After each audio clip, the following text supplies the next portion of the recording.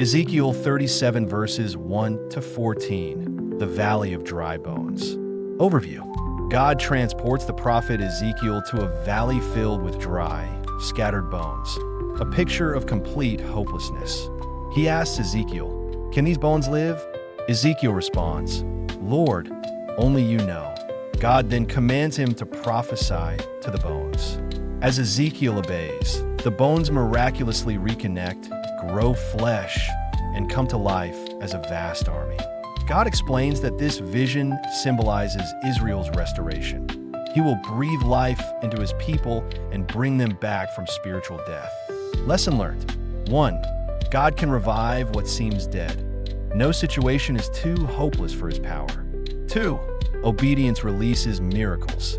Ezekiel's faith and action brought divine intervention. 3. The Holy Spirit brings life.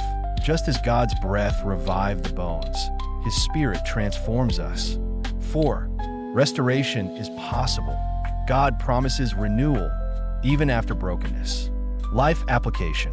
Speak life. Use God's word to declare hope over dead situations. Trust God's process. Even in dry seasons, believe he is working. Rely on the Spirit. Seek his power for personal and spiritual revival. Never lose hope. What looks finished to man is just the beginning for God. Prayer. Father, breathe new life into my dry places, my faith, dreams, and weary heart. Help me trust you even in the valley. Revive me by your Spirit and use me for your glory. Amen. Subscribe, like, and share.